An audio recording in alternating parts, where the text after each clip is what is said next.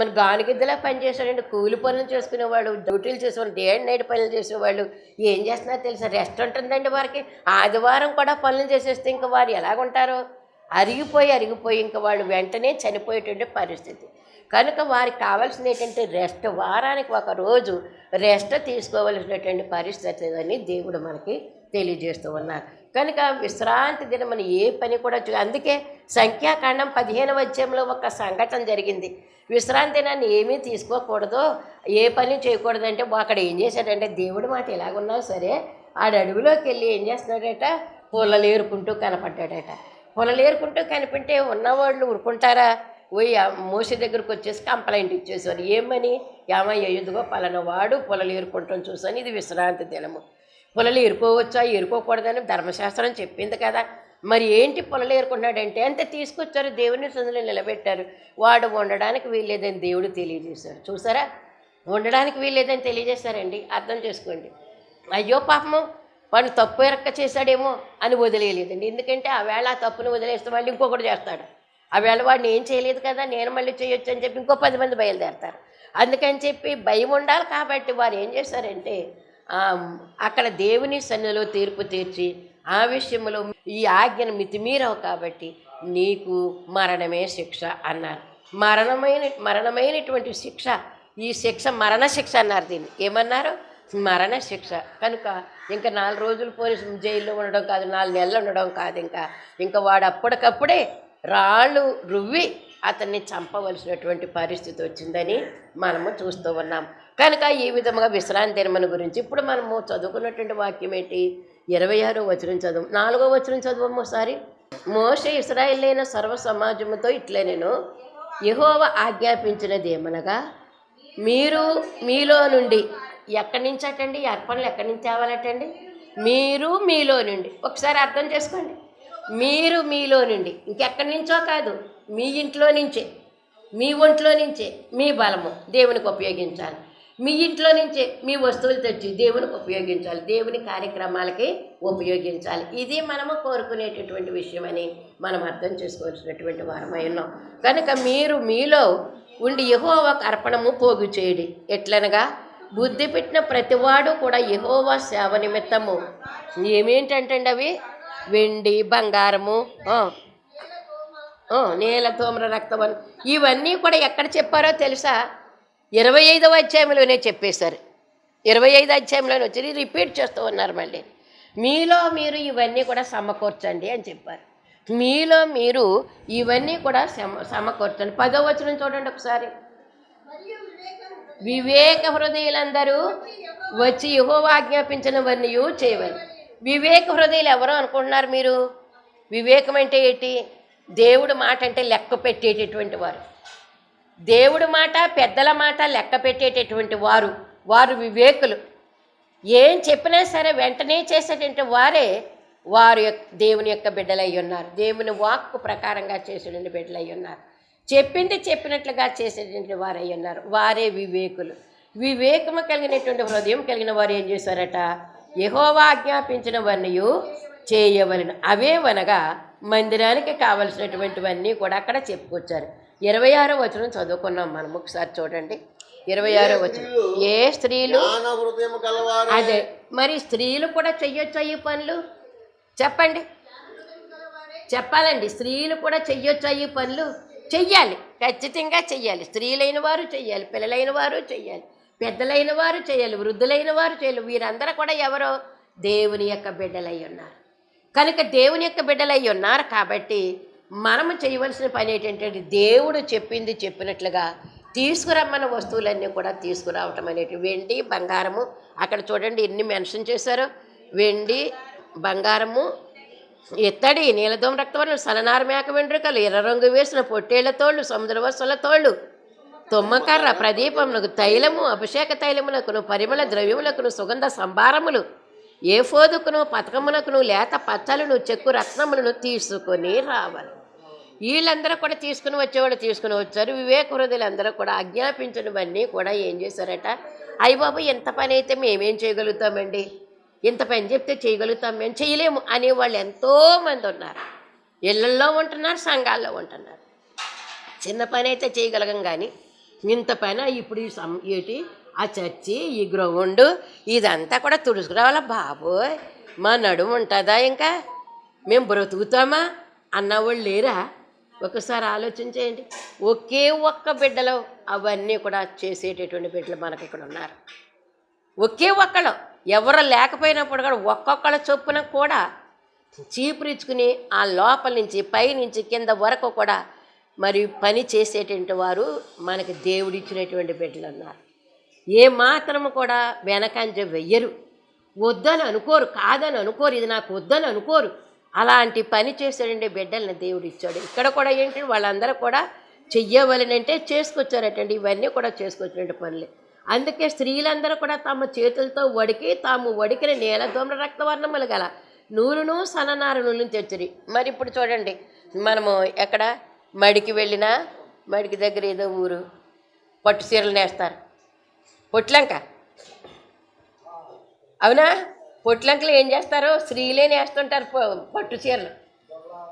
దొళ్ళ, వీరవరం ఒకటి, మురమండ ఒకటి, మళ్ళీ ఇక్కడ అంబాజీపేటకేసి ఊర్లు ఉన్నాయి కానీ బండార్లంక, ఇక్కడ ఇవన్నీ కూడా ఏం చేస్తారో తెలుసా? మరి వాళ్ళందరూ కూడా ఆడవాళ్లే చేస్తారు. చిన్న పిల్లలతో సైతం ఆడవాళ్ళందరూ కూడా మగ్గాలు నేస్తూ ఉంటారు. ఏం మగ్గాలు అవి? దారంతో చేసేవాళ్ళు. దారంతో నీ చేనేత, దాన్ని ఏమంటారు? చేనేత అంటారు, కద్దర బట్టలు అంటారు, చేనేత బట్టలు అంటారు, ఆపుకో అంటారు. ఇవన్నీ కూడా చేతి నేత, మగ్గం మీద, మగ్గం మీద చేసేటువంటి వస్త్రాలు ఇవన్నీ కూడా హ్యాండ్లూమ్. దీన్ని హ్యాండ్లూమ్ అంటారు. కనుక చేనేత వస్త్రములు. ఇది ఆప్కో కంపెనీలు కూడా ఉంటాయి, అందులో కూడా రాయితీలు ఇస్తారు మనకి, కొంచెం కన్సెషన్ ఇస్తారనమాట. అక్కడ బట్టలు కానీ తీసుకుని జాబ్ చేసినప్పుడు ఉద్యోగస్తులు అందరూ కూడా అక్కడికి వెళ్ళిపోయి నెలకింతని అది రికవర్ చేసుకుంటారు. వారి జీతాల్లో అక్కడి నుంచి కావాల్సిన బట్టలు, దుప్పట్లు అవన్నీ కూడా తెచ్చుకునేవాళ్ళము. జాబ్ చేసేటప్పుడు ప్రతి వారికి కూడా అవకాశం ఉంటుంది అనమాట. ఇది నేత నేసేటటువంటి హ్యాండ్లూమ్ పని చేసేటటువంటి ఎంత నేర్పరితనముగా చేస్తారో తెలుసా? పత్తి నుంచి దూది తీస్తారండి. తెలుసా? పత్తికాయలు తెలుసా? దూది తెలుసా మీకు? ఆ పత్తికాయల నుంచి దూది తీసి దాన్ని కేటగిరీ చేస్తారు. దాన్ని మళ్ళీ దాన్ని విడదీసి ఆ గింజలు తీసేసి దాన్ని ఏం చేస్తారు, ఇంతంత లావు దారంగా చేసి అంతలావు అంతలావు అంతలావు అంత సనము 100 నెంబర్ దారముగా తయారు చేస్తారు. 100 నెంబర్ దారం. 100 నెంబర్ అంటే అది ఏకంగా చాలా ఖరీదైనటువంటిది. 120 నెంబర్ అంటారు, 100 నెంబర్ అంటారు. 40 నెంబర్ నుంచి వస్త్రాలు ఉంటాయండి. ఎందుకంటే మా నాన్నగారు చేనేత నేసేవారు, మగ్గం నేసేవారు, మా అమ్మగారు నేసేవారు, కండీలు పోసేవారు, డబ్బాలు పోసేవారు. ఆ టైంలో నేను కూడా పోసేదాన్ని. డబ్బాలు పోసాను, కండీలు పోసాను. వాళ్ళతో పాటు అది ఒక సరదా. అమ్మ నాన్న చేస్తున్నారంటే పడుగులు చేసేవారు. కనుక మగ్గం గొయ్యి ఉంటుంది అన్నమాట. గొయ్యిలో దిగాలి, ఆ నాడి కొట్టాలి, ఆ యొక్క ధోని తిప్పాలి. కనుక ఇవన్నీ కూడా తెలిసినటువంటి వారికే తెలుస్తాయి, మిగిలిన వారికే తెలియదు. ఇలాగ పట్టు వస్త్రాలు కూడా నేసేటటువంటి వారు ఉన్నారు. కనుక స్త్రీలు ఏం చేశారట, మరి చేతులతో వడికి తాము వడికిన నీలధూమ్ర రక్తవర్ణముల నూలును సన్న నూలును తీసుకుని వచ్చారు దేవుని యొక్క ప్రత్యక్ష గుడారానికి. స్త్రీలైన వారు ఇది కష్టం అనుకోలేదు, వారికి తగినటువంటి పని వారే చేసి పెట్టినట్లుగా మనం చూస్తూ ఉన్నాం. కనుక మనకి కూడా మరి ఈ ప్రభు కుర్చీ మీద వేయటానికి ఆ వస్త్రాలు కూడా ఏం జరుగుతాయో తెలుసా? లేసు వరకు ఉంటుంది దానికి. లేసు మగ్గం నేత వేరు, పట్టు నేత వేరు, లేసు నేత వేరు. మళ్ళీ లేసు దారాలు, లేసు సూదులతో కుట్టేటి లేసులు కూడా అల్లాను నేను. లంగాలకి వేసుకునేవారు మా చిన్నప్పుడు. లంగాకి కింద అంచుకి వేసేవారు, పైగా గుమ్మాలకి కట్టేవారు అవన్నీ కూడా. కనుక లేసు నేత అదొక కళ, అదొక చేతి కళ అన్నమాట. చేతికి పనులు ఇవన్నీ కూడా. ఎంబ్రాయిడరీ వర్క్ ఇప్పుడు ఎలాగైతే చేస్తున్నారో మిషన్ల మీద, ఎంబ్రాయిడరీ వర్క్ మరి చేతితో కుట్టేవాళ్ళం అప్పుడు. కాడ కుట్టని, ముద్ద కుట్టని, గొలుసు కుట్టని, ఆ కుట్లన్నీ కూడా కుట్టేటటువంటి వాళ్ళమైన. ఒక ఏకండి సేమ్ వస్త్రం మీద ఈ పువ్వులన్నీ కూడా కుట్టడం అనేటువంటిది జరిగింది. ఏంటంటే ఇది నేర్పరితనం. ఏంటండి ఇది? నేర్పరితనం. చేతి పని నేర్పు మనకు ఎలా ఉందో చూపించేటువంటి పని. అందుకే ఇక్కడ ఉన్నటువంటి ఇదిగో దీని మీద వేసినటువంటి వస్త్రము, ఇంకా అక్కడ కూడా కొన్ని వస్త్రాలు ఉంటాయి, దీనికి కూడా కొన్ని వస్త్రాలు ఉంటాయి. కొంతమంది బిడ్డలు మరి లేసు దారాలతో చేసి పట్టుకొచ్చినటువంటి బిడ్డలు, ఆ బిడ్డలు ఇప్పుడు రావట్లేదు, అది చిరిగిపోయిందని తెలిస్తే అది వారు మళ్ళీ కొత్తగా చేసుకొచ్చేవారు.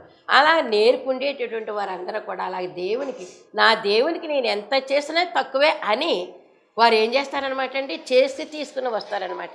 నా దేవునికి ఇది నేను చేశాను అనేటటువంటి మాట. అప్పుడు మేము యోసేపు గారు చర్చికి వెళ్ళేవాళ్ళం రాళ్ళలోను. యోసేపు గారు చర్చికి వెళ్ళినప్పుడు నేను వస్త్రం మీద, కుర్చీ మీద వస్త్రం మీద కూడా పువ్వులు కుట్టి వేసాను. అక్కడ సిలువు కుట్టి ఆ పక్కన ఈ పక్కన కూడా మరి ముద్ద కుట్టుతోటి, కాడ కుట్టుతోటి పువ్వులు కూడా వేసి అక్కడ వేసేదాన్ని. ఎందుకంటే అప్పుడు అలాగ ఇంట్రెస్ట్గా ఉండేది. అప్పుడు ఇంట్రెస్ట్గా ఉండడం అంటే అర్థం ఏంటి, మరికి ఖాళీగా ఉండి చేసే పనులు కాదు, ఖాళీ లేకపోయినా సరే ఖాళీ చేసుకుని చెయ్యాలి పనులు. దేవుని నిమిత్తం పనులు చేయాలంటే ఖాళీ చేసుకుని చేయాలి. ఖాళీ ఎక్కడొస్తుంది మనకు అసలు? ఒకసారి ఆలోచించేయండి. ఖాళీ ఉన్నప్పుడు చేద్దామనుకుంటే ఇక్కడ ఖాళీ ఎప్పుడూ కూడా ఉండదు. అందుకే బైబిల్ రాయడానికి కూడా నేను జాబ్ చేస్తున్నప్పుడే బైబిల్ రాయడం మొదలుపెట్టాను. మీకు తెలుసు, అందరికీ కూడా మీకు తెలుసు. అయితే నేను ఖాళీగా ఉన్నప్పుడు చాలామంది ఇప్పుడు చూసినటువంటి వాళ్ళు ఏమంటారో తెలుసా, మీరు రిటైర్ అయిపోయారు కాబట్టి రాయగలిగారు అంటారు మీరు. కానీ రిటైర్ అయిన తర్వాత కాదు, స్కూల్కి వెళ్తూ మరి ప్రసంగాలకు వెళ్తూ, ఆయా ఊర్ల ప్రసంగాలకు వెళ్తూ కూడా నేను బైబిల్ రాసినటువంటి పరిస్థితి. అందుకే ఏ టైంలో ఖాళీ ఉంటే ఆ టైంలో 2 వచనాలు రాసేసినా, 2 అధ్యాయాలు రాసినా అలాగ టైంని బట్టి రాసుకుని ఆ బైబిల్ని పూర్తి. ఎందుకంటే ఒక పని చెయ్యాలని తీర్మానం పెట్టుకుంటే ఆ పని అయ్యేంత వరకు కూడా నిద్ర వస్తుందా మనకు? ఒకసారి ఆలోచించేయండి. పని చేసేయండి వాళ్ళకి ఎప్పుడూ కూడా ఖాళీగా ఉండేవాళ్ళు ఖాళీగానే ఉంటారు ఎప్పుడు కూడాను. పని చేయాలనుకునేటువంటి వారు మాత్రం ఎప్పుడూ కూడా ఈ పని ఎప్పుడైపోద్ది, ఈ పని తర్వాత ఇంకో పని, ఆ పని తర్వాత ఇంకో పని, ఎప్పుడు చేయాలి అనేటటువంటి పనితనం చూపించేటువంటి వారు ఉంటారని మనం ఇక్కడ అర్థం చేసుకోవాలి. అందుకే స్త్రీలు అయినటువంటి వారు ఇంకా ఏంటి, నూలైతేనే ఇవ్వగలరు కానీ మేక వెంట్రుకలు ఒడికారంటండి. అసలు మేక వెంట్రుకలు ఎలాగుంటాయండి పాస్టర్ గారు ఒకసారి చెప్పండి. మేక వెంట్రుకలు పొడుగ్గా ఉంటాయా? మేము సింహం జూలులాగా ఉంటాయా? పోనీ సింహానికి జూలు ఉంటుంది, ఆడదానికి జుట్టు ఉన్నట్టు అంతంత ఉంటాయా? మేకకి అంత ఉండవు. మరి మేక వెంట్రుకలను ఒడికారంటండి వారు. ఎంత ప్రయాసపడితే, ఎంత ఓర్పు చేస్తే ఆ ఓర్పును బట్టి ఆ పనులు జరిగాయని స్త్రీలైన వారు చూడండి. అందుకే ఏ స్త్రీలు జ్ఞాన హృదయము గలవారే ప్రేరేపింపబడిన వారందరూ మేక వెంట్రుకలను వడికిరి. అది మేక వెంట్రుకలు ఒడికంటే ఒక దారం చేశారటండి మేక వెంట్రుకలను. కనుక వారు పని బూనుకొని దానిని చెయ్యాలనుకుని చేసినటువంటి పనులని మనము అర్థం చేసుకోవాల్సినటువంటి వారు.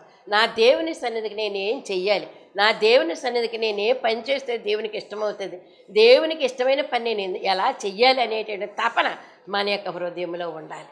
అది దేవునికి ఇష్టమైనటువంటి పని అని. అందుకే స్త్రీలు ఆ విధంగా తెచ్చారు. మోషే 29వ వచనం, మోషే చేయవలనని యెహోవా ఆజ్ఞాపించిన పనులన్నిటి కొరకు ఇశ్రాయేలీయులలో పురుషులేమి స్త్రీలేమి తెచ్చుటకు ఎవరి హృదయములు వారిని, అదండి హృదయములు కూడా ఏమవ్వాలట, ప్రేరేపించాలటండి. హృదయం ప్రేరేపిస్తేనే ఏ పనైనా చేయగలుగుతాం, లేకపోతే చేయలేం. మనం హృదయం ప్రేరేపిస్తేనే ఇక్కడికి రాగలుగుతాం. హృదయం ప్రేరేపిస్తేనే ఎంతో దూరం నుంచి ఇక్కడికి వస్తున్నారు మీరు. ఎంతో దూరం నుంచి ఇక్కడికి ఎందుకు వస్తున్నారు మీరు? డబ్బులు ఖర్చు పెట్టుకుని ఎందుకు వస్తున్నారు మీరు? ప్రేరేపిస్తున్నారు దేవుడు. ఈవేళ వెళ్ళాలి, సోమవారం ప్రార్థన వెళ్ళాలి, ఆ దేవుని నేను పొందాలనేటటువంటి తత్వంతో మీరు ఇక్కడికి దైవ సన్నిధికి వస్తున్నారని మీకు నేను తెలియజేస్తూ ఉన్నాను. కనుక ఇది ప్రేరేపణ కలిగిన ఎవరి హృదయములు వారిని ప్రేరేపించిన వారందరూ కూడా ఎలాగొచ్చారటండి, మనపూర్వకంగా. ఎలాగటండి? మనపూర్వకంగా అంటే మనస్ఫూర్తిగా అరాకొరగా కాదు, ఏదో వాళ్ళు ఎవరో తెమ్మన్నారని నేను తెచ్చాననేటువంటిది కాదు. నీ మనసుకు నువ్వు నచ్చినట్లుగా నువ్వు దేవునికి పని చేయవలసినటువంటి దానివయ్యన్న అవన్నీ దేవుడు ఈ రోజున మనకి తెలియజేస్తూ ఉన్నారని మనము అర్థం చేసుకోవలసినటువంటి వారమయ్యన్నాం. కనుక మరి అందుకే 2 కొరింథీ పత్రిక 9:7 కూడా ఏమనుందో చూడండి ఒకసారి. 2 కొరింథీ 9:7 ఈ తెచ్చేది మనస్ఫూర్తిగా తేవాలంట, దేవుని సన్నిధికి సనుక్కోకుండా తేవాలంట, గొనుక్కోకుండా తేవాలంట. చెప్పండి ఒకసారి, అర్థం చేసుకోండి. సనుగు కొనకయు అమ్మ కానుకలు ఇచ్చేటప్పుడు ఎలాగ ఉండాలటండి, సనుక్కోకూడదంట. అస్తమాను కానుకలు అంటారు ఈ పాస్టర్ గారు, పని ఏమి లేదు అనుకుంటారు. సనుక్కోవద్దు. సనుక్కుంటే ఇంకా కానుకకి అగ్గిపెట్టి ఇలాగే చేతిలో పెట్టుకుని ఉంటారంట, అగ్గిపెట్టి చేతికి. ఎవరో దేవదూతలు నీ మనసులో ఏమనుకుని ఇస్తున్నావో అక్కడికక్కడే కాల్చేస్తారంట. పాస్టర్ గారి సన్నిధిలోకి వెళ్దాం, దేవుని దృష్టిలోకి వెళ్దాం, నీకు దీవెన కాదు. సనుక్కొనక్కయు బలవంతముగా కాకయు ప్రతివాడును తన హృదయములో నిశ్చయించుకున్న ప్రకారము ఇయ్యవలను. అది హృదయంలో ఏం నిశ్చయించుకున్నావు? నువ్వు 100 రూపాయలు వేసుకున్నావా? 100 రూపాయలు వేసి అంతే తప్ప బాబు అందనా ఏంటి ఎరక్కపోయి ఇరుక్కుపోయాను 100 రూపాయలు అని వేసుకున్నాను నేను అంతే గనక దానివల్ల ఉపకారం ఏమీ ఉండదు. కనుక నీవు మనసులో అనుకున్నటువంటి దానిని మీరు ఏం చేయాలట? సనుగు కొనకయు బలవంతముగా కాకయు ప్రతివాడిని తన హృదయంలో నిశ్చయించుకున్న ప్రకారం ఇవ్వవలను. తర్వాత దేవుడు ఉత్సాహంగా ఇచ్చేవారిని ప్రేమించును. దేవుడు ఉత్సాహంగా ఇచ్చేవారిని ప్రేమించును. మరియు అన్నిటియందు ఎల్లప్పుడూ మీలో మీరు సర్వ సమృద్ధి గలవారై ఏటమ్మా సర్వ సమృద్ధి గలవారై ఉత్తమమైన ప్రతికార్యం దేవునికి కానుకలు ఇవ్వడం అనేటువంటి ఉత్తమమైన ప్రతికార్యం. ఉత్తమమైనటువంటి ప్రతికార్యమును చేయుటకు దేవుడు మీ ఎడల సమస్త విధములైన కృపను విస్తరింప చేయగలడు. అది దేవుడు విస్తరింప చేయగలడు. నువ్వు మనస్ఫూర్తిగా దేవునికి కానుకలు ఇచ్చుకో, అప్పుడు దేవుడు నీకు విస్తారముగా ఇవ్వడానికి దేవుడు సమకట్టుకుంటాడు.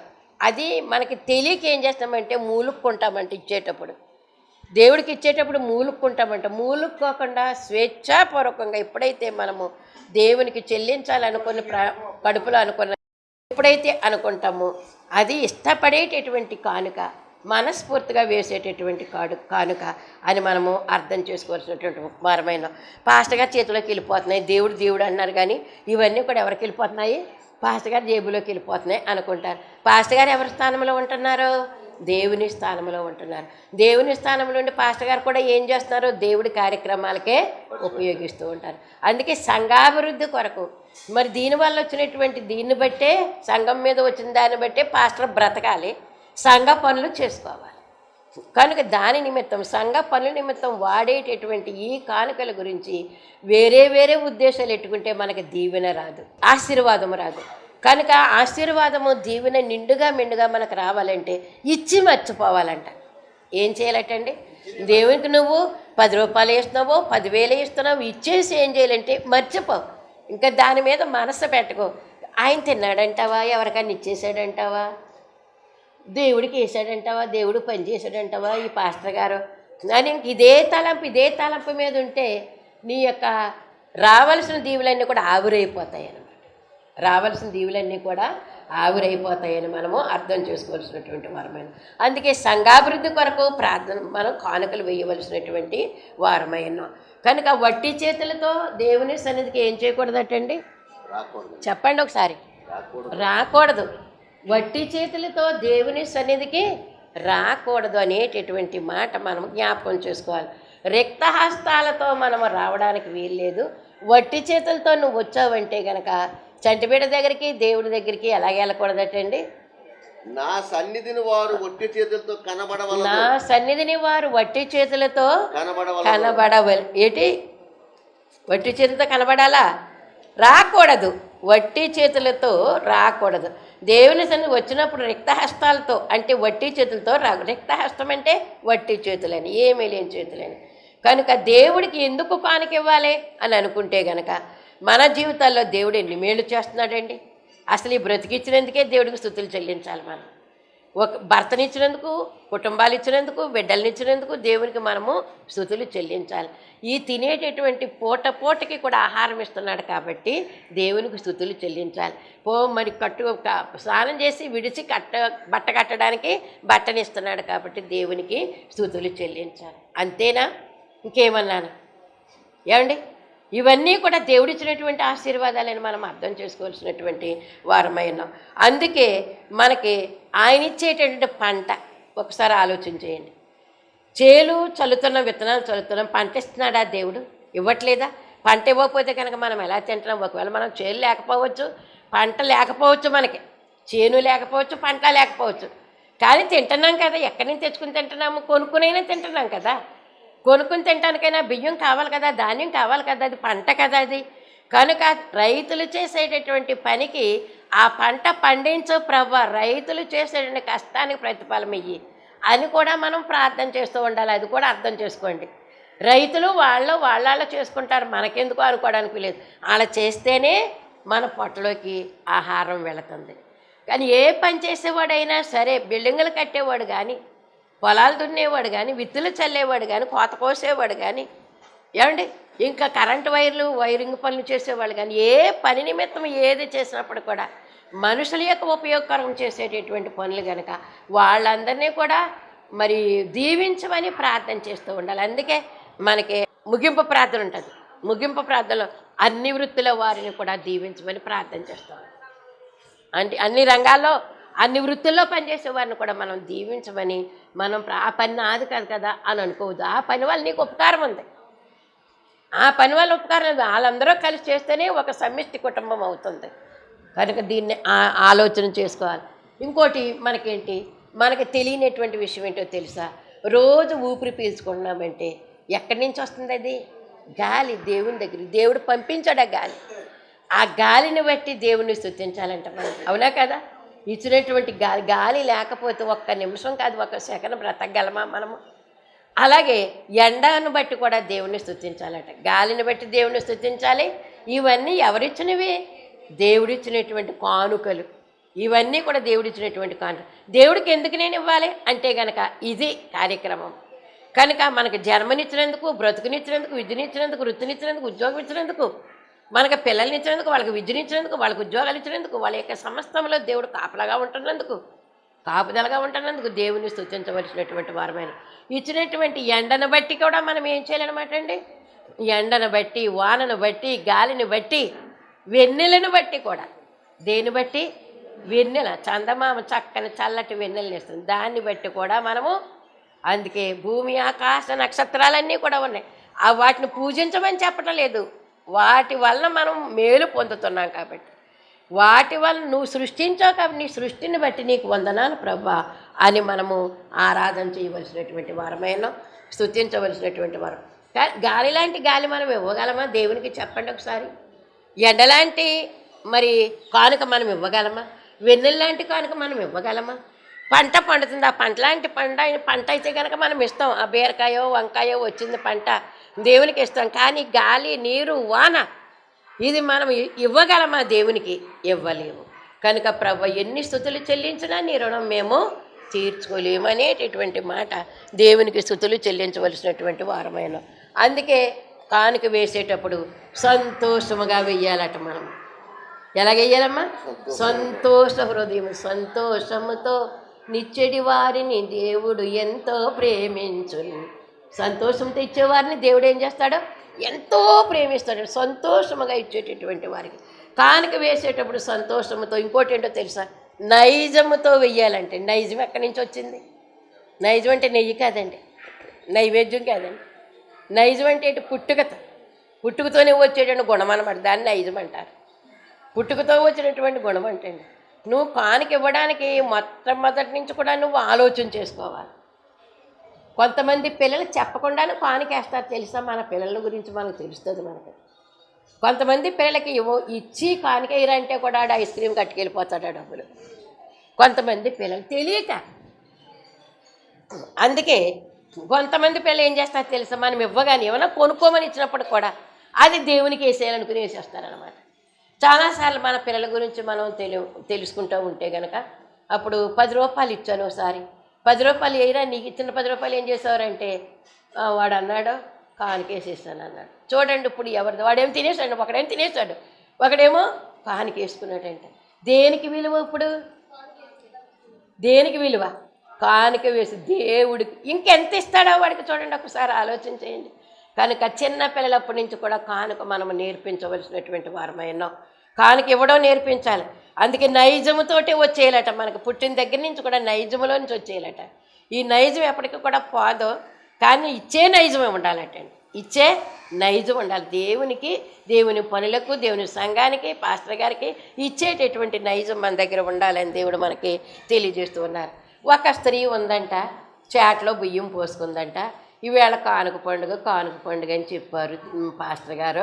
అయ్యి బాబోయ్, నేను చాట్లో బియ్యం వేసుకున్నాను, ఇంక బియ్యం లేవు, ఎలాగా? సర్లే ఈ సేరు బియ్యం పోసేద్దాం అనుకుందంట. బాగుందా నైజం? ముందేమనుకుంది? చాట్లో పోసుకుంది వండుకుందామని దేవుడు పట్టుకెళ్ళిపోదాం అనుకుంది. ఎంత బాగుందండి ఆ విషయము. అయితే జ్ఞాపకం వచ్చిందంట, ఏమని, ఈ పూటక పిల్లలకి ఏం పెట్టను, మా ఆయనకి ఏం పెట్టను, దేవుడికి ఇచ్చేద్దాం అనుకుంటున్నాను. కానీ అంతట్లోకే విషం వచ్చేసింది అనమాట. ఇచ్చేస్తే దేవుడే చూసుకుంటాడంట. అది మనం త్యాగం చెయ్యాలి. ఆ చేటలో పోసుకున్నప్పుడు వచ్చిన ఆ ఆలోచన ఇచ్చేస్తుంటే గనక ఎంత నూరంతల కింద ఇచ్చేస్తాడు దేవుడు అనమాట. వెంటనే ఒక మరి జబ్బు మనసు వచ్చేసింది అనమాట. నా పిల్లలకి ఏం పెట్టిన, ఈ పూటకి ఇయ్యే కదా ఉన్నాయని చెప్పి ఏం చేసిందంటే మానేసిందట. ఇంక ఉంటాయా తనకి, ఇంకేటెల్లకాలమో కూడా ఆ జీవితం అంతా కూడా అరాకొర జీవితమేగానే ఉంది. ఇచ్చేసిన స్త్రీ ఒక స్త్రీ ఉందట. ఆ సేరే ఉన్నాయి. చేటలో పోసుకున్న వెంటనే ప్రార్థన గుర్తొచ్చింది, కానుకల పండుగ గుర్తొచ్చింది. వెంటనే చేటలో తీసి కవర్లో పోసుకుని దేవునికి ఇచ్చేసింది. ఆమె ఎంతో ఆశీర్వదించబడింది. ఇద్దరు కూడా ఒక వీధిలో ఉన్న పక్కన ఉన్నటువంటి, నువ్వేమో ఇచ్చేసావు, దీవించబడ్డావు, నేనేమో ఇవ్వలేకపోయాను, నా మనసు అప్పటికి అలా, నా నైజం అలా చేసేసింది అని జీవితాంతం కూడా కుములుతూ ఏడ్చిందటండి. ఆ స్త్రీలిద్దరిలో కూడా అంత తేడా వచ్చింది. మనస్ఫూర్తిగా ఇచ్చేస్తే గనక నువ్వెంతైనా చేయగలుగుతావు. దీని గురించి చెప్పవాలంటే బోల్డ్ సాదృశ్యాలు ఉన్నాయి. ఎన్ని సాదృశ్యాలు చెప్పినా సరే మరి మన సంఘంలోనే మనకున్నారు చాలామంది. కనుక దేవుని యొక్క మహాకృపను బట్టి ఇవ్వడానికే దేవుడు ప్రేరేపణ ఇస్తే కనుక వెనక్కి వెళ్ళకండి. ఇంక మీరు వెనక్కి వెళ్ళి మరి లేనిపోని బేదరకం తెచ్చుకోవద్దు. ఇవ్వాలని మనసు తోసిందనుకోండి, ఇచ్చేయండి, ఏం పర్వాలేదు. ఇచ్చేస్తే కనుక చూసుకునేవాడు ఒకడు ఉన్నాడు. సమృద్ధి పంట కోసేటటువంటి వారు ఉన్నారు, మన సంఘంలోనే ఉన్నారు. కనుక ఎంతో లేకపోయినప్పుడు కూడా ఉండి ఇచ్చేసేటువంటి వారు మన దగ్గర ఉన్నారు అనేటటువంటి. కనుక పిల్లలేంటి, పెద్దోళ్ళేంటి, ఏంటంటే చిరిగిపోయినాయి, అరిగిపోయినాయి, ఇది దేవుడే మార్చుకోగలడు అనుకుని వేసేస్తారంట. చిరిగిపోయి ఇంకా దేవుడు మార్చుకోవాలి శక్తి ఉంది, ఆయన సర్వశక్తిమంతుడు. నేను వేసేసి చిరిగిపోయిన కాలిపోయినా సరే, అరగన కానుకైనా సరే ఆయనే మార్చుకుంటాడు అనుకుని వేసేసేవాళ్ళు కూడా ఉన్నారు. కానీ అసలు దీవెన వస్తుందా? నిజంగా మార్చుకోగలడు దేవుడు. పాస్టర్ గారు ఎలాగైనా మార్చేసుకుంటాడు. ఆ 10 రూపాయలు ఎలాగైనా తెచ్చేసుకుంటాడు పాస్టర్ గారు. కానీ నీకేది దీవెన? నీకు దీవెన ఉండదు కదా. అంచేత చాలా కానుక వేసేటప్పుడు చాలా ఆలోచించి మనము చెయ్యవలసినటువంటి వారమై ఉన్నాం. కాబట్టి అందుకే స్త్రీలైనటువంటి వారు మేక వెంట్రుకలను ఒడికి ఎంతో ఓర్పు నేర్పుతో ఒడికి తాడులు చేసి దేవుని సన్నిధికి పట్టుకొచ్చి ఇచ్చారట. అంటే ఏంటనమాట, స్త్రీలైన వారు ఏం చేయాలన్నమాట, అది సాధ్యం కాని పని అయినా సరే సాధ్యపరచుకోవాలి.